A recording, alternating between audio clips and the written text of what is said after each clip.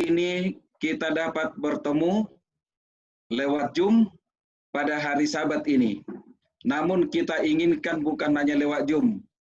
Yang kita inginkan adalah berjumpa bersama-sama dan kita dapat untuk memuliakan nama Tuhan. Saudaraku yang dikasihi oleh Tuhan, terima kasih kepada umat-umat Tuhan yang ada di Bethesda, khususnya hamba Tuhan Pendeta Berhitu yang telah memberikan kesempatan kepada kami untuk dapat kita beribadah bersama-sama pada hari Sabat yang suci ini. Dan begitu juga kita bersyukur kepada Tuhan. Oleh karena Tuhan telah memberikan talenta kepada para hamba-hamba Tuhan yang menyatakan lagu pujian kepada Tuhan. Biarlah lagu pujian itu untuk kemuliaan bagi nama Tuhan. Dan biarlah suara-suara yang mereka nyanyikan menjadi suara Tuhan sampai di dalam hati kita. Dan itu untuk kemuliaan bagi nama Tuhan. Namun sebelumnya, sebelum saya membawakan firman Tuhan kepada kita pada Sabat ini, mari kita terlebih dahulu, kita tunduk kepala, kita berdoa. Bapa di sorga, urapi hamba-Mu Tuhan untuk menyatakan kebenaran-Mu bersama dengan umat-umat Tuhan yang ada di Jemaat Bethesda, walaupun kami lewat Zoom. Biarlah kami dapat bertemu di kabar Tuhan untuk kemuliaan bagi nama Tuhan. Terima kasih Tuhan, atas berkat-Mu di dalam nama Yesus kami berdoa. Amin. Saudaraku yang dikasihi oleh Tuhan, pada Sabat ini, sudah 3 bulan lebih kita tidak berada di Ka'bah Tuhan. Namun yang menjadi bagian kehidupan kita adalah apa yang perlu kita perbuat. Kita sebagai umat Tuhan. Apa yang mau saya lakukan sebagai umat Tuhan. Saudaraku yang dikasihi oleh Tuhan, COVID-19 ini bisa saja membuat kita merasa khawatir di dalam kehidupan kita akan keadaan-keadaan ekonomi. Merasa khawatir dengan segala apapun. Namun, kita menginginkan untuk dapat berkumpul beribadah bersama-sama dengan Tuhan. Ada satu nasihat bagi jemaat halaman 347. Atau buku yang lama nasihat bagi sidang, dikatakan rumah adalah bait suci bagi keluarga.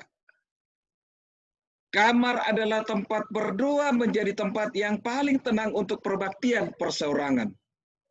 Tetapi gereja itu menjadi bait suci bagi jemaat. Bagi jiwa yang rendah hati dan percaya, rumah Allah di bumi ini menjadi gerbang surga. Nyanyian, pujian, doa, dan perkataan diucapkan oleh wakil-wakil Kristus adalah alat yang ditentukan oleh Allah untuk mempersiapkan bagi umat yang di atas. Walaupun kita tidak beribadah di gereja, di bait suci, atau di tempat yang sudah disediakan. Namun ingat bahwa rumah adalah bait suci bagi keluarga. Jadi rumah kita adalah bait apa? Bait suci bagi keluarga. Dengan keadaan pandemi COVID-19 pada saat ini, pemerintah mengatakan bahwa akan diadakan new normal. Atau saya katakan banyak orang yang berpendapat bahwa new normal ini bisa saja dikatakan kepada satu kebiasaan yang lama bisa kita kembalikan.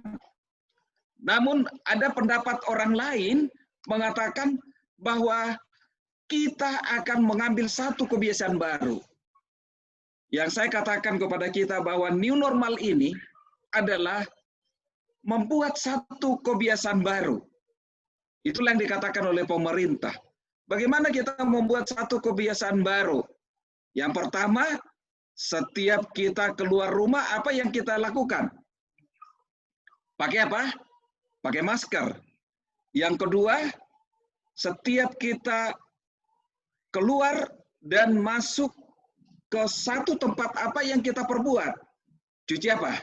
Cuci tangan, tetap bersih. Karena memang melalui cuci tangan, 60% virus itu akan apa? Akan hilang. Dan sekian persen lagi kita akan apa? Akan bisa hilangkan dalam kehidupan kita. Saudaraku yang dikasih oleh Tuhan, bagaimana dalam kebiasaan baru yang terjadi pada saat ini? Ya, kebiasaan baru kita sekarang menjaga apa?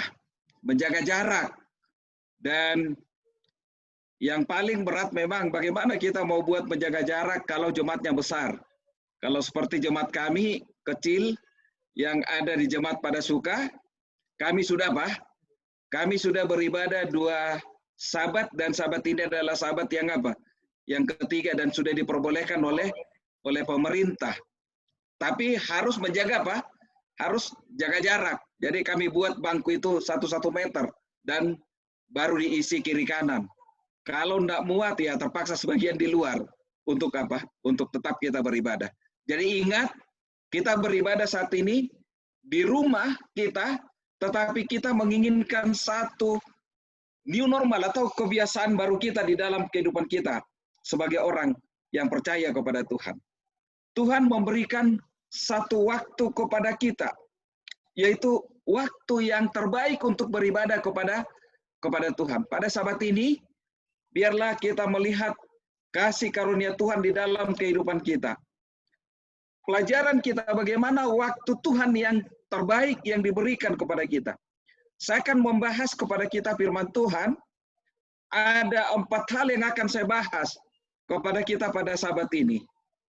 Di dalam kebiasaan baru, bagaimana mengubah kebiasaan lama kepada kebiasaan baru. Karena waktu itu diberikan oleh Tuhan kepada kita menjadi waktu yang terbaik. Saudaraku yang dikasih oleh Tuhan, mari kita lihat waktu Tuhan. Waktu Yesus lahir, dikatakan pada waktu Yesus lahir, mari kita buka kitab kita di dalam Matius yang kedua, ayat yang kedua. Apa yang dikatakan oleh firman Tuhan ini kepada kita? Boleh kita buka, bahwa mengatakan kepada kita dalam Matius 2 ayat yang kedua dikatakan begini. Dikatakan, dan bertanya-tanya di manakah raja orang Yahudi yang baru dilahirkan itu.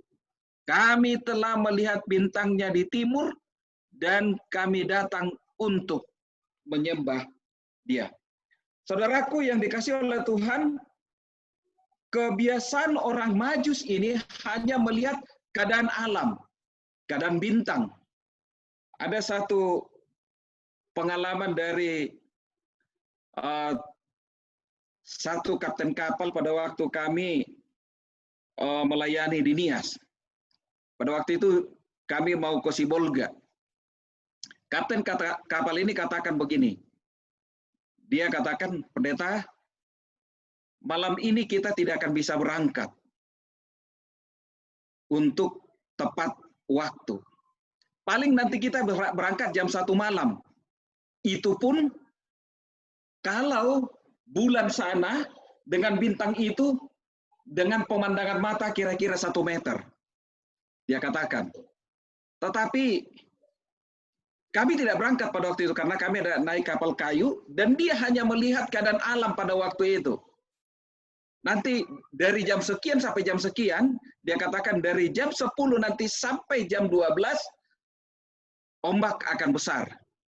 Dan apapun tidak akan sanggup melewati itu. Saudaraku yang dikasih oleh Tuhan, kemudian ada dari Nias itu ada kapal feri juga. Kapal feri ini berangkat. Biasanya jam 9 malam berangkat, jam 8 dengan jam 9 malam, feri jam 8, kemudian kapal kayu jam 9 malam. Tapi pada waktu feri ini berangkat, ya mereka kembali lagi ke pelabuhan. Kenapa? Karena mereka tidak sanggup melawan ombak walaupun ada radar, walaupun ada alat teknologi yang mereka pergunakan. Tetapi si Bapak ini hanya lihat alam. Dia katakan, pendeta kita tidak bisa berangkat, nanti kita akan berangkat jam 1. Saudaraku yang dikasih oleh Tuhan, benar kami baru bisa berangkat jam 1. Karena ombak sangat besar pada waktu itu. Saudaraku yang dikasih oleh Tuhan, orang Majus ini pun kebiasaan mereka adalah hanya melihat tanda di mana? Di bintang. Bahwa ada satu hal yang terjadi, bahwa ada raja orang Yahudi yang baru dilahirkan. Dikatakan kami telah melihatnya dan kami akan datang menyembahnya. Saudaraku yang dikasih oleh Tuhan, dalam buku Alfa dan Omega jilid 5 halaman 41, pada waktu Yesus berusia 40 hari, Yesus ke Yerusalem untuk mempersembahkan dia kepada Tuhan dan mempersembahkan korban sesuai dengan hukum Yahudi. Ini kebiasaan orang Yahudi. Pada waktu berusia 40 hari harus dibawa kemana? Harus dibawa ke Yerusalem. Saudaraku yang dikasih oleh Tuhan, kita akan lihat keadaan daripada orang-orang Majus ini. Apa yang dilakukan oleh orang Majus? Inilah sifat daripada orang Majus. Lihat dalam Alfa dan Omega halaman 49, pada waktu mereka melihat bintangnya. Inilah sifat orang Majus yang datang kepada Yesus, orang yang tulus hati, yang suka mempelajari petunjuk Allah dalam alam kejadian, dan yang dihormati atas kejujuran serbudi mereka. Jadi, yang dilakukan oleh orang-orang Majus ini untuk menyembah kepada Tuhan, mereka mempelajari petunjuk alam. Mereka pelajari petunjuk alam itu. Namun, mereka datang kepada Tuhan. Saudaraku yang dikasih oleh Tuhan, kebiasaan lama mereka hanya itu. Tetapi mereka cari sampai mereka dapatkan Yesus. Saudaraku yang dikasih oleh Tuhan, apa yang dilakukan oleh orang-orang Majus ini mencari Yesus? Mengikuti bintang itu sampai mereka dapatkan di mana Yesus, di mana dikatakan raja orang Yahudi yang baru lahir itu. Saudaraku yang dikasih oleh Tuhan, apa yang dilakukan oleh orang Majus ini?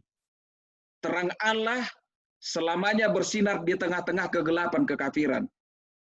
Sementara orang Majus ini mempelajari angkasa yang penuh bintang itu dan berusaha menduga rahasia yang tersembunyi pada jalan-jalan yang keberlapan itu, nampaklah oleh mereka kemuliaan halik. Dalam usaha mencari pengetahuan yang lebih terang, mereka berpaling kepada Alkitab Ibrani. Saudaraku yang dikasih oleh Tuhan, begitu mereka melihat bintang itu, ada kebiasaan baru yang mereka lakukan. Apa yang dilakukan, new normal yang dilakukan oleh para orang Majus ini. Mereka mencari pengetahuan yang lebih terang dan mereka berpaling pada Alkitab Ibrani. Mereka katakan bahwa Alkitab itu adalah Alkitab Ibrani. Mereka mulai mencari Tuhan. Mereka melakukannya. Dan bahkan mereka melakukan kebiasaan-kebiasaan yang baru.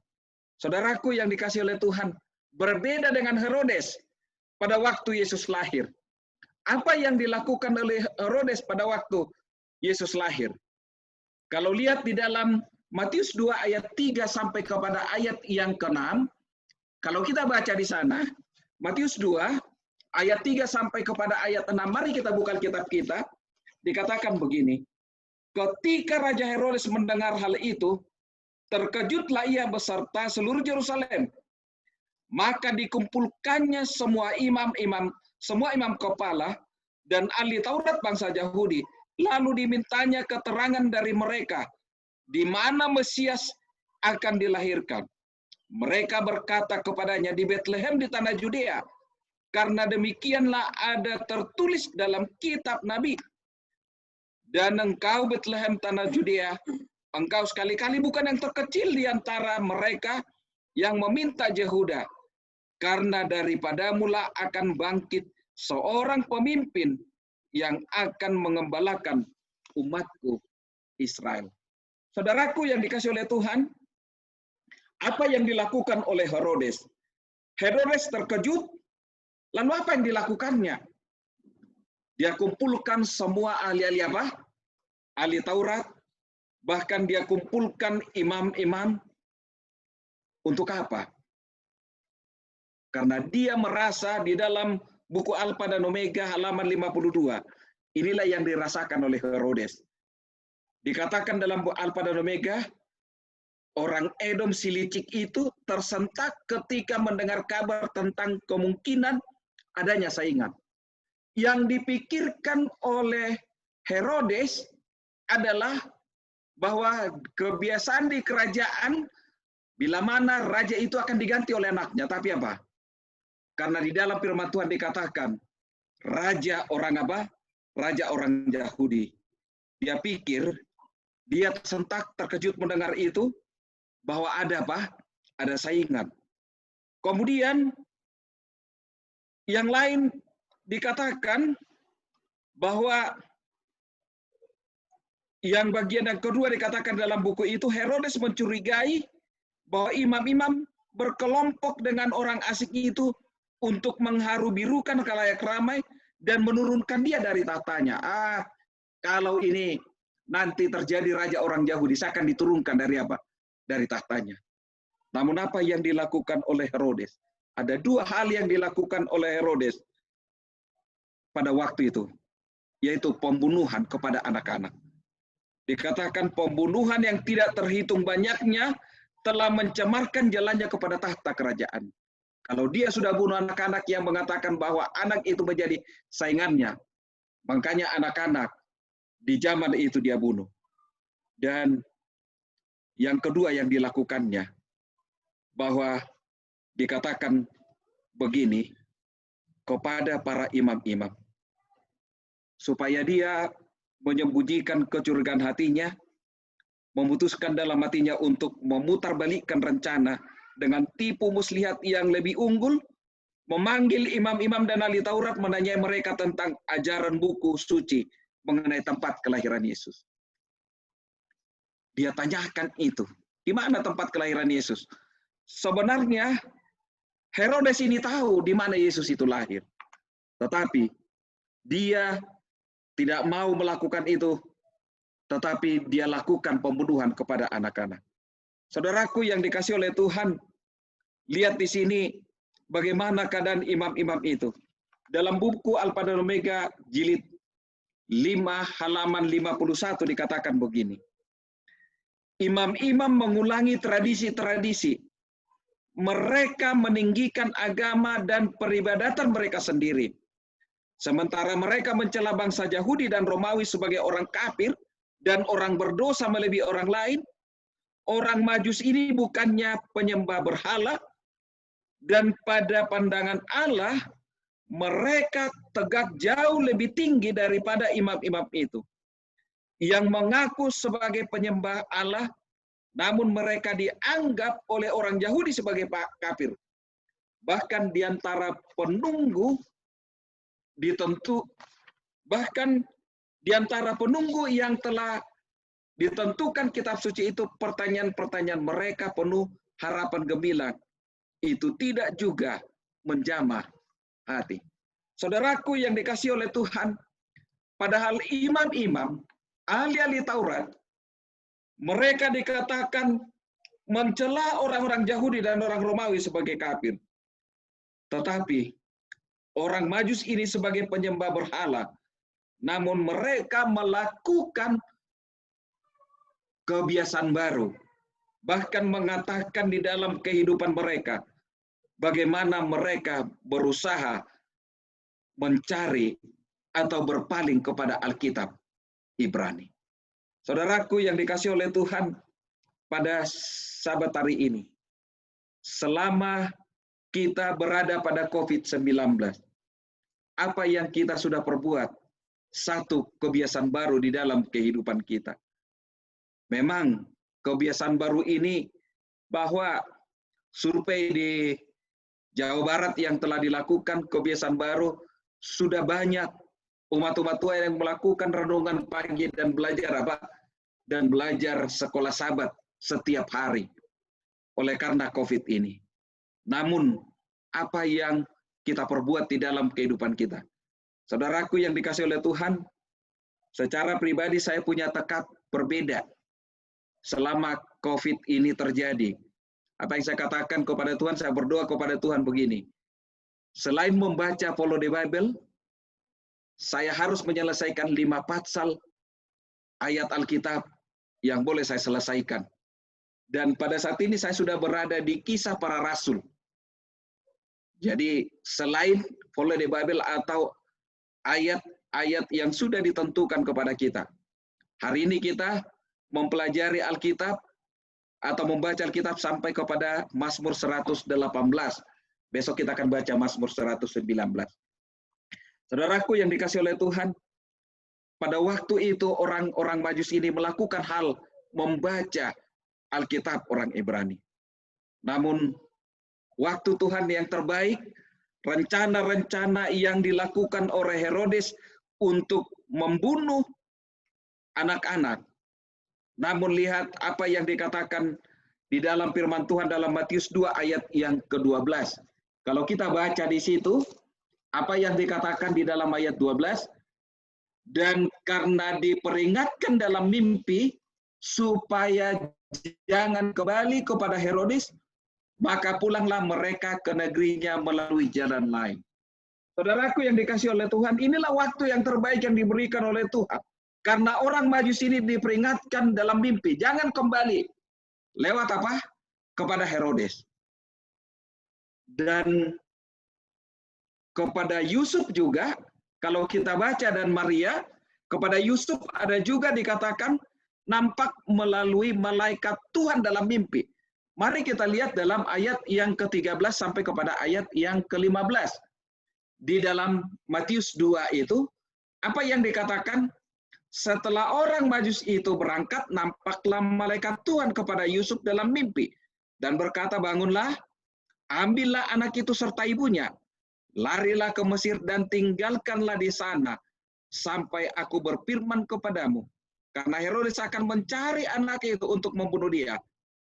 Maka Yusuf pun bangunlah, diambilnya anak itu serta ibunya, malam itu juga, lalu menyingkir ke Mesir, dan tinggal di sana hingga Herodes mati.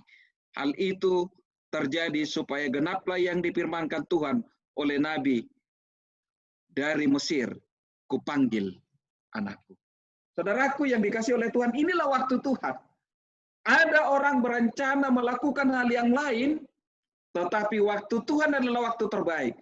Kepada orang Majus diberikan dalam mimpi. Kepada Yusuf juga diberikan dalam mimpi. Dan bahkan kalau lihat dari ayat 19 sampai kepada ayat yang ke-23, kalau perhatikan ayat itu, apa yang mereka lakukan. Tapi kita akan lihat juga ayat yang ke-19. Setelah Herodes mati, nampaklah malaikat Tuhan kepada Yusuf dalam mimpi di Mesir, katanya, bangunlah, ambil anak itu serta ibunya, dan berangkatlah ke tanah Israel, karena mereka yang hendak membunuh anak itu sudah mati. Inilah waktu Tuhan yang diberikan kepada mereka, kepada orang Majus, orang yang tulus hati tadi, diperingatkan dalam mimpi, kepada Yusuf juga diperingatkan dan nampak melalui mimpi. Waktu Tuhan adalah waktu yang terbaik. Tuhan berikan kepada kita berkat itu. Saudaraku yang dikasihi oleh Tuhan, bagian yang kedua, waktu Yesus bersama dengan murid-muridnya. Bagaimana waktu Yesus bersama dengan murid-muridnya? Mari kita buka firman Tuhan dalam Yohanes yang ke-13 ayat 1. Apa yang dikatakan di situ? Sementara itu, sebelum hari raya, bahwa saatnya sudah tiba untuk beralih dari dunia ini kepada Bapa, sama seperti ia senantiasa mengasihi murid-muridnya, demikianlah sekarang yang mengasihi mereka sampai kepada kesudahannya. Sementara itu, sebelum hari Paskah mulai, dikatakan Yesus telah tahu bahwa saatnya sudah apa? Bahwa saatnya sudah tiba. Saudaraku yang dikasihi oleh Tuhan, ada yang dilakukan oleh Yesus bersama dengan murid-muridnya.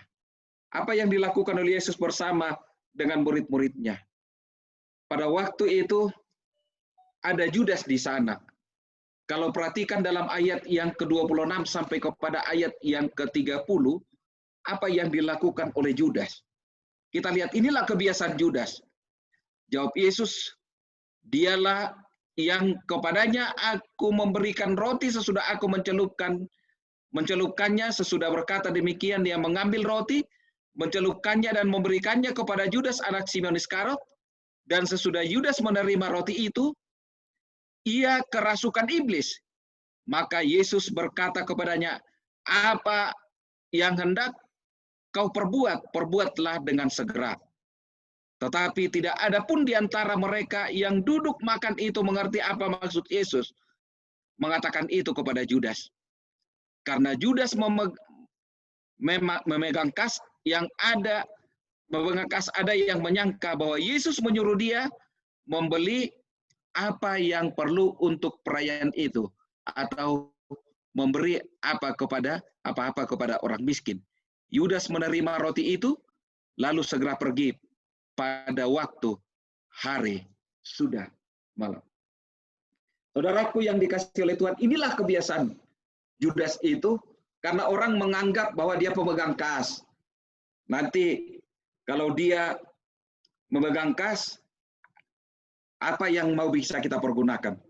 Saudaraku yang dikasihi oleh Tuhan, lihat apa yang dikatakan oleh firman Tuhan dalam buku Alfa dan Omega jilid 6 halaman 295 dan 296 dikatakan begini.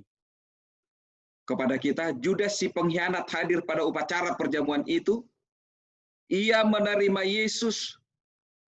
dari Yesus lambang tubuhnya yang dipecah-pecahkan, serta darahnya yang sudah ditumpahkan. Si pengkhianat itu merenungkan niatnya sendiri yang gelap itu, menaruh pikiran yang murung dan penuh rasa dendam. Ini yang dikatakan dalam buku Alfa dan Omega. Judas itu penuh dengan rasa apa? Penuh dengan rasa dendam di dalam hatinya, di dalam niatnya. Saudaraku yang dikasihi oleh Tuhan, tetapi murid-murid yang lain, apa yang mereka lakukan? Murid-murid yang lain membuat satu kebiasaan yang lain atau new normal. Apa yang dilakukan oleh murid-murid yang lain? Dikatakan, murid-murid yang lain, mereka mulai memeriksa hati mereka sendiri untuk melihat apakah ada satu pikiran yang menentang guru mereka tersimpan di situ. Dengan emosi yang paling menyedihkan, satu demi satu bertanya, bukan aku ya Tuhan? Tetapi Yudas duduk diam. Yohanes dalam kesedihannya yang besar akhirnya bertanya, ya Tuhan, siapakah dia itu? Dan Yesus menjawab, dia yang bersama-sama dengan aku mencelupkan tangannya ke dalam pinggan ini. Dialah yang menyerahkan aku. Saudaraku yang dikasihi oleh Tuhan, murid-murid ini bertanya kepada Yesus, bukan aku ya Tuhan. Tetapi Judas ini duduk diam, bahkan setelah dia menerima roti itu, dia pergi pada waktu itu. Bahkan yang paling berat, dia menerima bisikan setan ke dalam kehidupannya. Murid-murid yang lain memeriksa hatinya, melakukan kebiasaan-kebiasaan baru dalam hidup mereka. Dan mereka bertanya, apakah ada kami menentang guru ini? Saudaraku yang dikasihi oleh Tuhan, dan akhirnya, sebelum Yesus disalibkan bagian yang ketiga, perlu mereka lakukan, yaitu perubahan. Dan inilah yang dikatakan oleh Yesus kepada murid-muridnya. Dalam Yohanes 13 ayat 36, sampai kepada ayat yang ke-38 dikatakan begini kepada kita. Simon Petrus berkata kepada Yesus, Tuhan, kemanakah engkau pergi? Jawab Yesus, ke tempat aku pergi, aku tidak dapat mengikuti aku sekarang, tetapi kelak engkau akan mengikuti aku. Kepadanya Tuhan, mengapa tidak dapat mengikuti engkau sekarang? Aku akan memberikan nyawaku bagimu. Jawab Yesus, nyawamu akan kau berikan bagiku. Sesungguhnya aku berkata kepadamu sebelum yang berkokok, engkau telah menyangkal aku 3 kali. Saudaraku yang dikasih oleh Tuhan, Petrus juga diminta untuk melakukan hal yang lain di dalam kehidupannya. Murid-murid itu semua sudah diminta sebelumnya dalam ayat yang ke-35, ayat 34 dan 35. Aku memerintahkan perintah baru kepada kamu, yaitu supaya kamu saling mengasihi, sama seperti aku telah mengasihi kamu. Demikian pula kamu saling mengasihi. Dengan demikian semua orang akan tahu bahwa kamu adalah murid-muridku, yaitu jika kamu saling mengasihi. Inilah yang diminta oleh Yesus kepada murid-muridnya untuk mereka bangun, yaitu kebiasaan baru. Saling mengasihi satu dengan yang lain. Dan inilah yang dilakukan oleh Yesus di dalam kehidupannya. Dan kepada murid-murid ini, mereka kebiasaan-kebiasaan lama itu, mereka akan lakukan itu, dan mereka akan buat kebiasaan baru untuk saling mengasihi. Saudaraku yang dikasihi oleh Tuhan, bisa saja kita sebagai murid Yesus, ada kebiasaan lama yang kita lakukan, sama seperti Judas melakukan pengkhianatan, dan bahkan dia menaruh penuh rasa dendam. Namun perlu kita membuka diri kita kepada satu kebiasaan baru bersama dengan Tuhan. Saudaraku, bagian yang ketiga, kita akan buka Alkitab kita dalam Yohanes 18, ayat yang ke-39 dan 40. Apa yang dikatakan dalam Yohanes 18, ayat 39 dan 40. Inilah yang sebelum Yesus disalibkan. Dikatakan demikian kepada kita. Tetapi pada kamu ada kebiasaan bahwa pada Paskah aku membebaskan seorang bagimu. Maukah kamu supaya aku membebaskan raja orang Yahudi bagimu? Mereka berteriak pula, jangan dia, melainkan Barabas. Barabas adalah seorang penyamun. Saudaraku yang dikasihi oleh Tuhan, sebelum Yesus disalibkan pada waktu itu, Yesus sudah mau mengatakan kepada mereka untuk melakukan penyembahan kepada Yesus. Tetapi kebiasaan orang-orang Yahudi pada waktu itu, yang mereka minta, siapa yang mau saya bebaskan, Barabas atau Yesus? Yang mereka minta adalah penjahat yang dibebaskan. Dan ini menjadi satu kebiasaan daripada orang Yahudi pada waktu itu. Hal yang baik bisa saja kita lakukan di dalam kehidupan kita. Namun kebiasaan-kebiasaan yang baik itu bisa saja membawa kita kepada dosa kalau itu kita tidak bawa di dalam nama Tuhan. Dan yang terakhir, kebiasaan waktu Yesus sebelum kedatangannya yang kedua kali. Firman Tuhan katakan dalam 2 Timotius 3 ayat 1, apa yang dikatakan di sana? Dalam 2 Timotius 3 ayat 1, dikatakan di situ, akan datang masa yang apa? Akan datang masa yang sukar. Mungkin saya akan bacakan firman Tuhan ini kepada kita.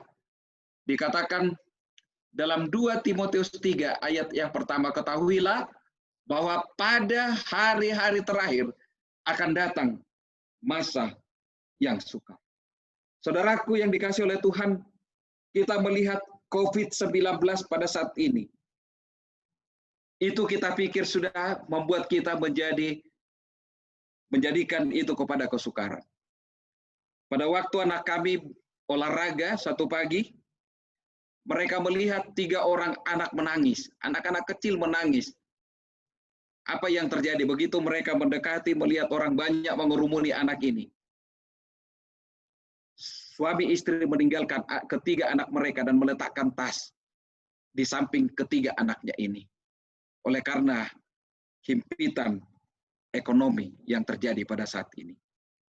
Saudaraku yang dikasihi oleh Tuhan, saat sekarang ini adalah masa yang sukar.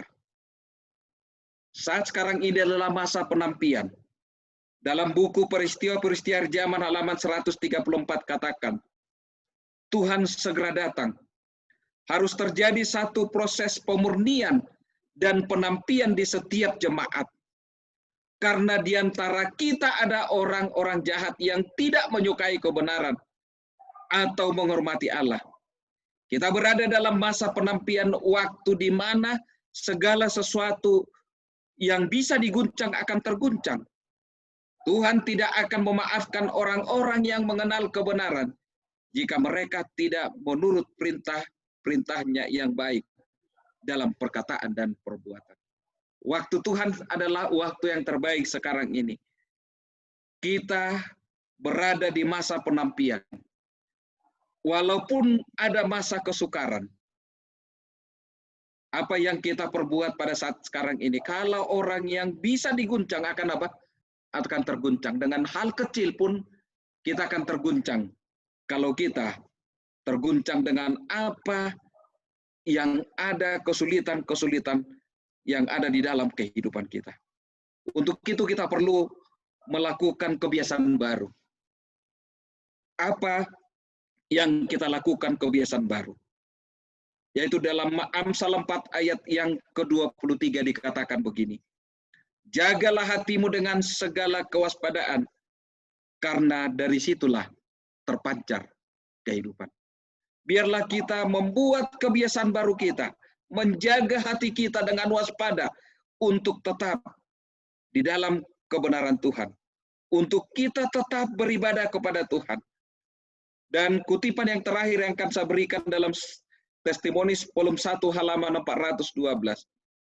Kebaktian yang paling berfaedah bagi kemajuan kerohanian adalah yang ditandai dengan kehikmatan dan renungan yang mendalam, masing-masing berusaha mengenali dirinya sendiri dan dalam kerendahan hati berusaha belajar tentang Kristus. Saudaraku yang dikasihi oleh Tuhan, mari kita buat kebiasaan baru kita untuk kemajuan rohani kita, kehikmatan di dalam ibadah kita, merenungkan firman Tuhan, mengenali diri kita, dalam kerendahan hati kita belajar tentang Yesus. Lakukan kebiasaan baru atau new normal di dalam hidup kita. Walaupun berada pada saat sekarang ini, kita berada dalam situasi yang sukar. Ada kebiasaan-kebiasaan baru yang boleh kita lihat dalam diri kita untuk kita berkembang, merenungkan kasih Tuhan, dan itu untuk kemuliaan bagi nama Tuhan. Tuhan memberkati kita. Amin.